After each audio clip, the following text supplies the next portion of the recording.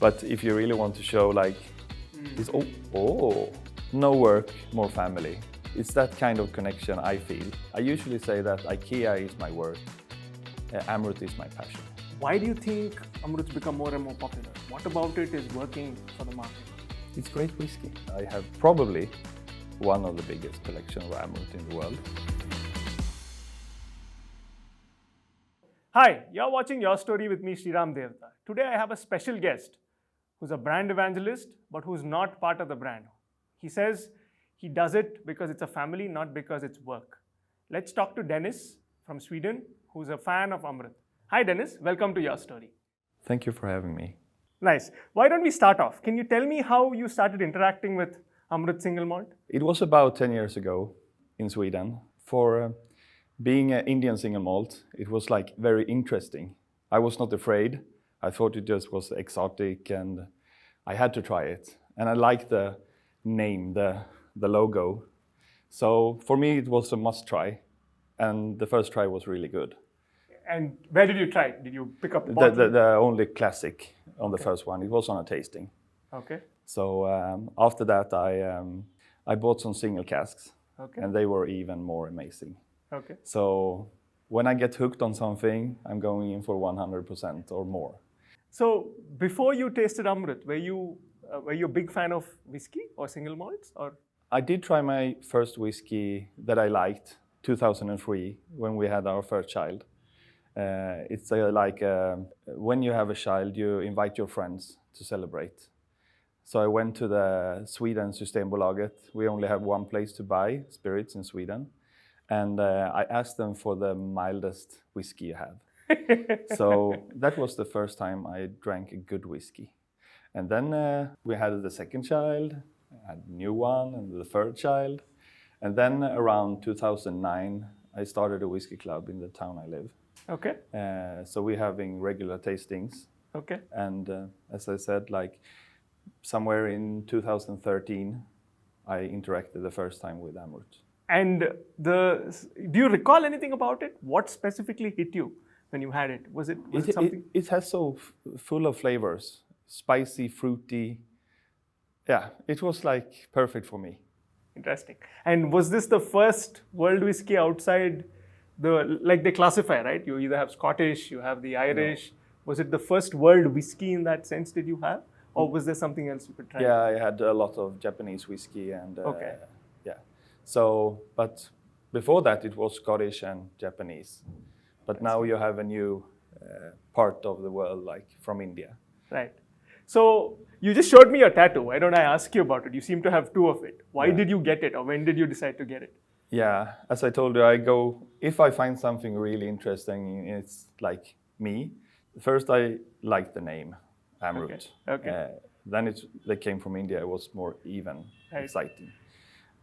The spirit was amazing. Right. And when Amrut released their first Greedy Angel, they had this angel on the box and on the bottle. And I just felt, this is me. And I had been thinking about getting a tattoo with my 3 children. Right. And this angel protecting my children also. Nice. So that's your children's name then, yeah. Liam? Tia, 20 years old, Liam, 18, and Disa, 16. Okay. So this was like the perfect match. I had the whole package. Nice. And the one here? Yeah, it's the logo. Okay. And when did you get that? 2 years later. And why did you decide to get that? I just felt like this is me. I'm proud of it. And I just like the logo, so... Just got it? Yeah. Okay. So you tell me a little bit about the way Amrut packages or the product itself. Can you tell me how people interact with it from your experience? What about it has been so good? How is it stuck to you? Why is it so cool compared to another whiskey that is out there? If I compare it with a Scottish whiskey, I think it's the taste is more. If it's a bourbon cask, if it's a sherry cask or a port cask, I think for me the flavor is always a little bit bigger. It's bolder. The climate makes it a little bit like we do with the fast track because of the climate. Okay. And that's the thing I like. Right. It's like a very big taste. Interesting. And so when Is this what most people feel when you've run a whiskey club? How have people reacted to this? Because of the climate, you get that kind of whiskey. So that's one thing. If you're having a tasting, you can really feel that this is more powerful or more. Then you maybe don't like. You maybe want a more milder one, but I like the big taste and yeah. Interesting. You should feel it. Interesting. So then tell me something. Why did Amrut stand out from the other Indian single malts? There's a whole of them, right? There's a slow version of that as well. So just contrast that for me. It was the only one. When you started it. And now, how has that changed? Now there are coming some more distilleries. And for me, that is good because that could put India on the single malt map and having their own category. So for me, that's really good. So it's actually interesting. What I find interesting is how your interaction with Amrut has expanded to the whole country, India. You seem to have a fondness for India. Do you want to talk about that journey? How through Amrut you discovered India and you sort of fell in love with it with your dad? Do you want to just talk a little bit about your personal journey? After I had exchanged my whole cabinet of whiskey, the Scottish, the Japanese, I traded for the Amrut. When I had almost all, I didn't know exactly what to do, but I think I had some Amrut fever, some good fever, a good feeling. So in 2016, in January, I started a group called Amrut Fever. Okay. And this was without Amrut knowing about me. Oh, okay, on your own. Yeah. Okay. So I did it for me. Okay. So I started this group, and during the first month, come around 450 members. And then I got an email from Amrut, like asking, "What are you doing? This is really nice. Can we join you in this journey and make this the only club in the world?" And when you said you started a group, it was an Instagram page? What was it? Facebook. Facebook. And a Facebook page. And what would you do around that? What is the day-to-day activity you would post on that? Showing new bottlings, talking, sharing what people think. We have different bottlings for different countries. So yeah, what we call a place for Amrut people to be and to connect with other persons from around the world. Interesting. So most of the people who connected in that 400 community, was it centric to Sweden or was that a more global, what was it like? Yeah, many was from Sweden, but there were also from Australia, from USA, some from India. So already from the beginning, it was quite wide. Okay. But now it's even wider. When you say Sweden, moving on, right? When you say Sweden, from an Indian perspective, probably I remember the Swedish death metal. That's the thing. And obviously everyone knows IKEA. Yeah. What was your perspective of India? What did you know of India before Amrut, and what have you learned about India after Amrut? I have learned that the traffic is crazy. That's a good one. For every year, it was 4 years since I last was here, and I thought I did remember the traffic, but I didn't. So when you come down again, I should go from the hotel over to the office, and I think to myself like, how am I going to get over this street? So that was really exciting. Okay. But I only did it once.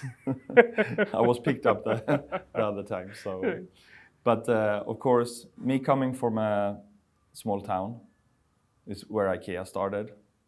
I also work for IKEA. Okay. In the center of our small town, there's 10,000 people around. Okay. 800 of them are from India because of IKEA and IT. Oh, okay. So you had a connection to India before Amrut then? Yeah. What is the name of the town you're from? Älmhult. Älmhult. And you had 800 techies who were your colleagues, who you used to work with? They are working for IKEA IT, but not all of them. They have their families there. So that's why the population of Indian people is so great. So we now have 2 cricket teams and 1 temple. Wow, what's that? So what was your interaction with the community there then? That's interesting. No, I have not done a lot, but for example, if I'm working in the office and it's some celebrations in India, like Happy Diwali, or I go around to everybody and say Happy Diwali. And the first time I did it, They don't, what? Do you know? Now they all know me because we have chatting. So I had just to remember how small the world is. So the first trip to India was in 2016. Okay. We did an interview for New Indian Express. Okay. And when that came out, Okay. a month later, when I came home, Went back home to Sweden. yeah, I went in the parking lot at one of the places on IKEA, and somebody was shouting at me, like, "Hey!" And I thought, Do you know me? "Do you?" Also, hey, I saw you in the newspaper because in the interview it says I'm working for IKEA in Amrut. So Yes. he was from Bangalore. Oh, okay, So okay, the world is really small sometimes. So now that's interesting. So how did the Indian community look at Amrut when it launched there? Was there a interest? How was that? I'm curious to know. Yeah, few Indians with that. when I talking to them, they were surprised because they had a hard time getting hold of Amrut here in India. Now it's been a lot better, but a few years ago, everything will sell out quite Correct. quickly. Correct. But now it's getting better and better. Right. But for me, for them coming to Sweden, I just checked yesterday, we have 33 varieties of Amrut available In to Sweden. buy. Wow. So when they come to Sweden, I tell them that they, what? Can we really order them? Yes.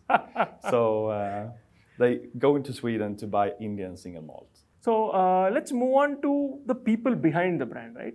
Once you said that once you started the group, Amrut got in touch. Yeah. What was the interaction with the people behind Amrut? Like say Mr. Rakshit, Mr. Vikram, Ashok, Mr. Ashok, how was it? Yeah.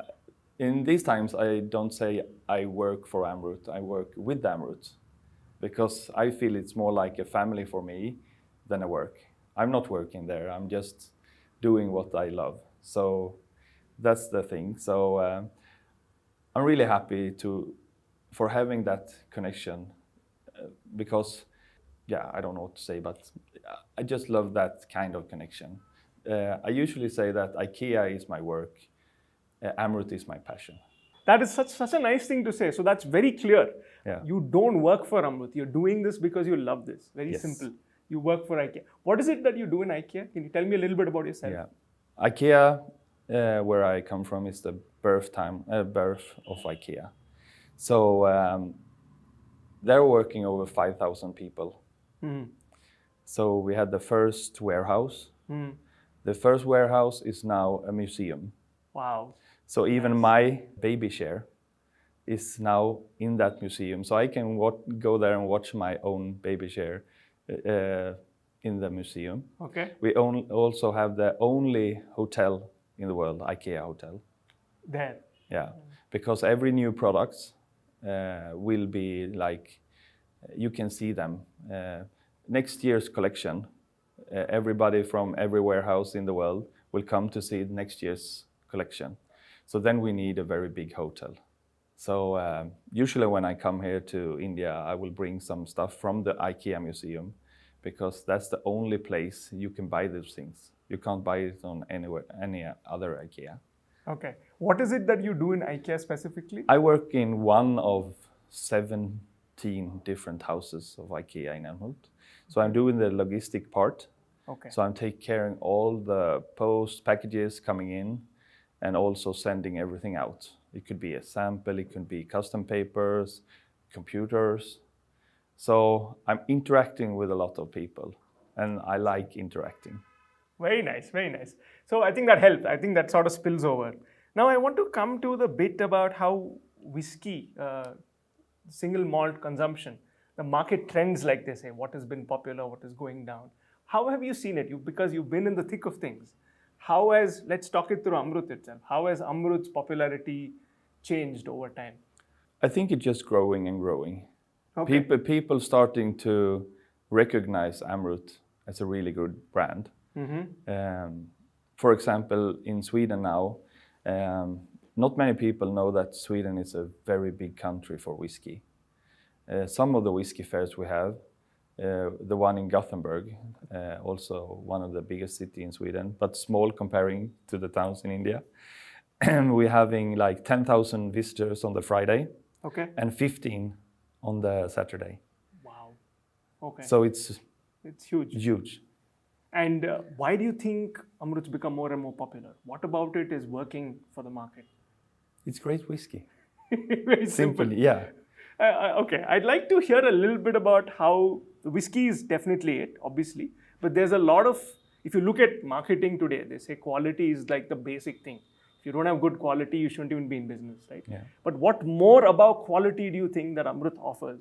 Is it the packaging? Is it the storytelling? Is it the people? What else do you get more from the brand when you interact with it? I think the spirit talks for itself. Very nice. Okay. You don't need, when I do in the master classes, I don't, as you said, I'm not working for Amrut. I'm working with them, but I'm telling them a story in Sweden, how we make whiskey in India, and see the bottling line, see the cooperage, and they was like, what? So many people, this is like amazing. So I'm telling them a story about Amrut, and it's up to them to decide if they like it or not. The worst thing is that somebody comes to, if I say to you, Amrut is the best single malt in the world, but you maybe don't think that. So it's up for you to decide. So telling the story, giving them the information, and then it's up for them to decide. You said you run masterclasses. Do you want to just talk about how a masterclass is conducted and what is the story of Amrut you tell? I'm curious. Yeah, I have made a PowerPoint, of course, of my journey and to represent everything about Amrut. And usually we have 6 different varieties in the lineup. Okay. And you build it by taste. Okay. And strength. Okay. And peatiness. Okay. So you have to, like starting with a mild one. Okay. Then you can build up to a little bit smoky. Okay. Then you can have a sherried one. Okay. And then you have an even smokier one.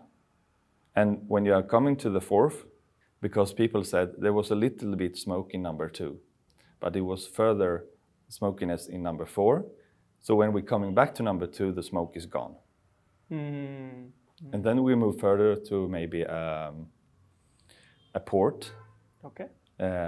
Or a sherry. Okay. So different kind of flavors. If we're starting comparing, you will also get the feeling how they differ. Got it. The and maybe the 6th one is the most peated one. So everybody thought that number 4 now was really peaty, but then we put on number 6. And then we thought, oh, what did you say about number 4? And number 4 was really peaty. And then we're going back to number 4, and the peat is gone. Because it's always another that is peatier or more strength. So you can build a tasting, you can have some chocolate. Amrut has a brand, a bottling called Naranji. Naranji. Yeah, and at one of the tastings we had this week, we paired it with chocolate with the orange peel. Okay. And that combination, like when you put a chocolate with the orange and you put the Naranji, which is also it's like boo with the taste, and then you learn what is orange. So when you go further into the lineup, every time you're going back to the glass and nose, you can know this kind of orange. So you have to learn to know. Interesting, got it. And the story that you tell, how do you introduce Amrut as a whiskey? Do you talk about the firm? Do you talk about its rich product? What is it that you talk about? What is the story? I'm talking about the whole journey from 1948. You talk about how they started and... Yes. Okay. So I would bring them the whole story. And I will also tell them why I went into this and how it became like this. So it's more like a story than a selling point. Understood. Got it. So you were also called, one of the big milestones in Amrut, I think happened recently, where they had to expand. They called you in to cut the ribbon. Do you want to talk a little bit I didn't know. You want to talk about a little bit about that? Yeah, absolutely. It was 2018. Okay. I was here with my wife. Okay.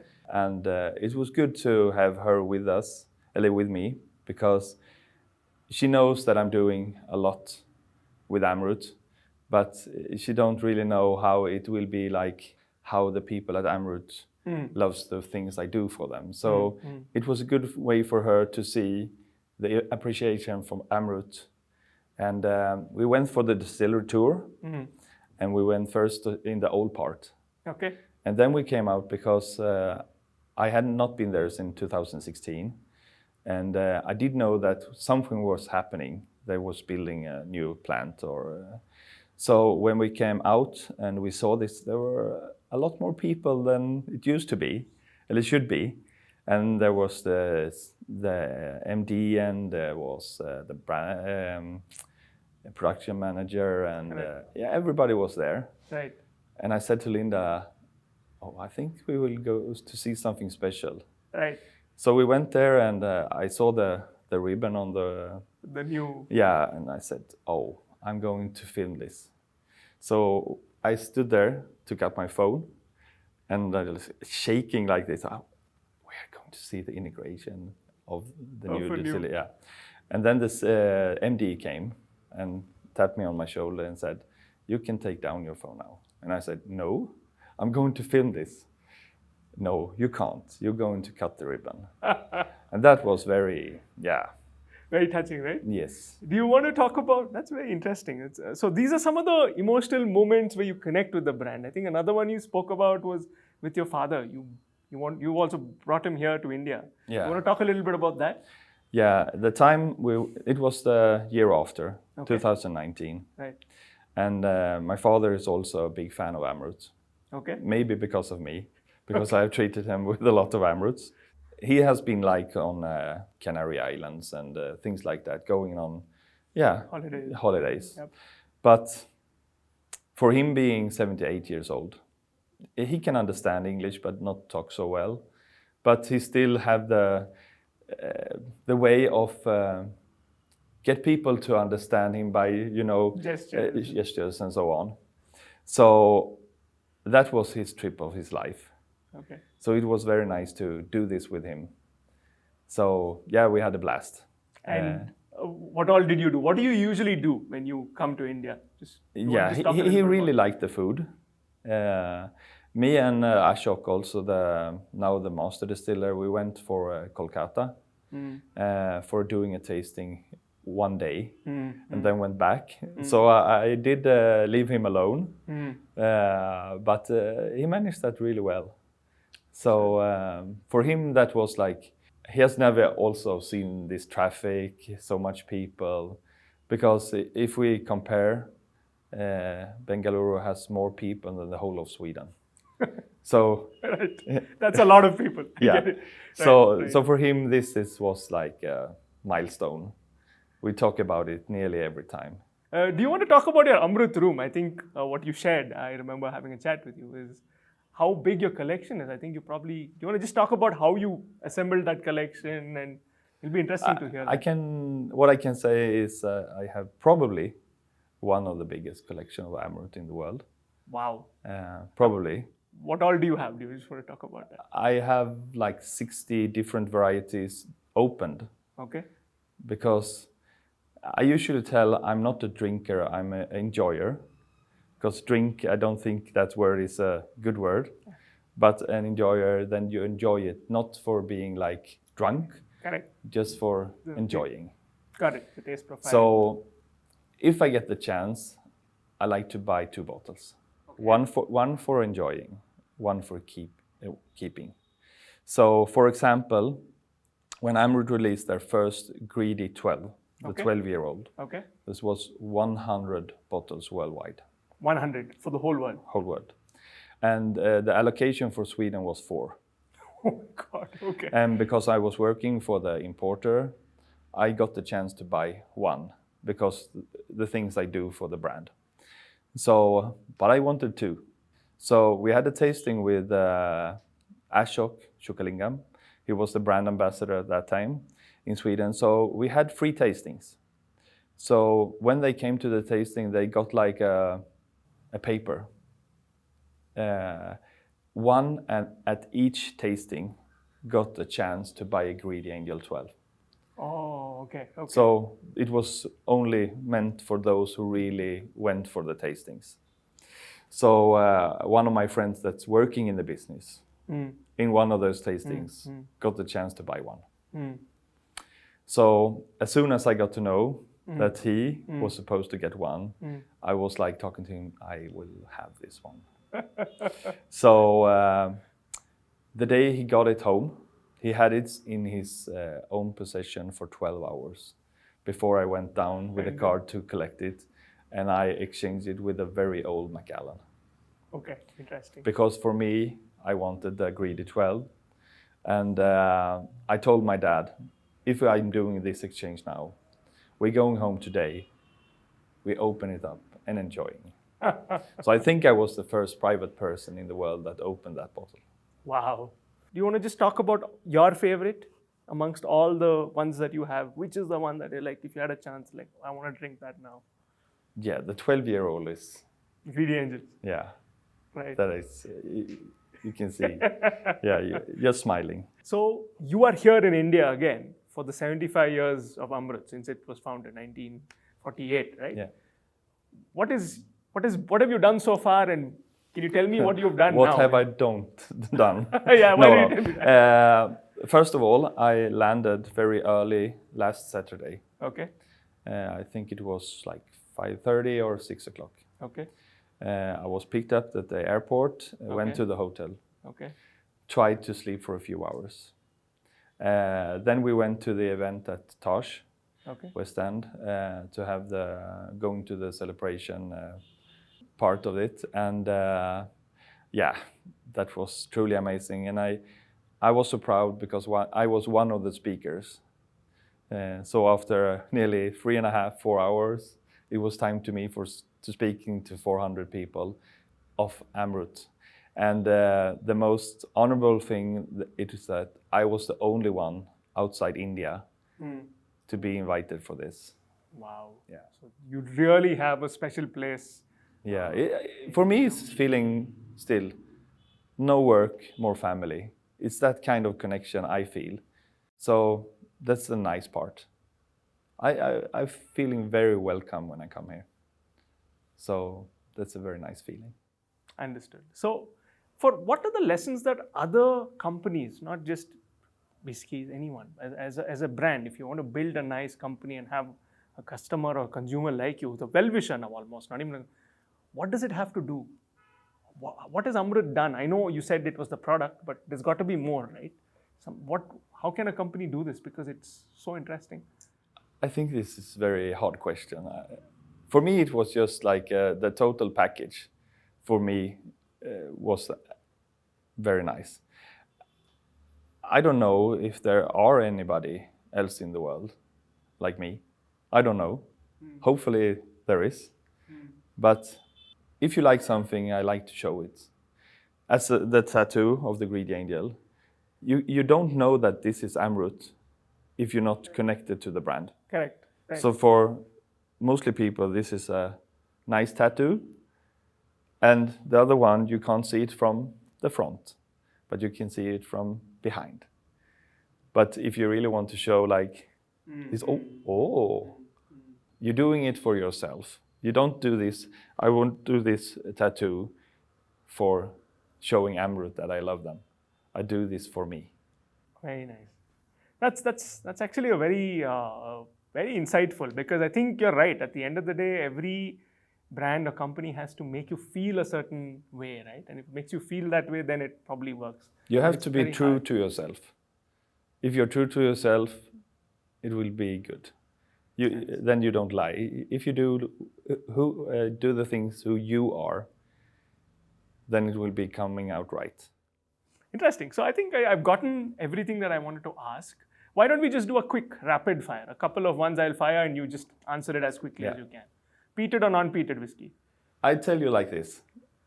Is it summer or winter? In the summer, unpeated. Winter, peated. Because it could be 20 minus. Then it's really good to have a peated one. Right. In the summer, you will have more like the fruity, sweet ones. So that's why I'm... Interesting. You put a condition. Cocktail or whiskey cocktail or neat? Yes, that it is. As is? Yeah. Okay, that's nice. What about Indian whiskey versus Japanese whiskey? Of course, Indian whiskey. I forced you into that. It's been a pleasure talking to you, Dennis. Thank you so much Thank you for having me. talking to us at Your Story.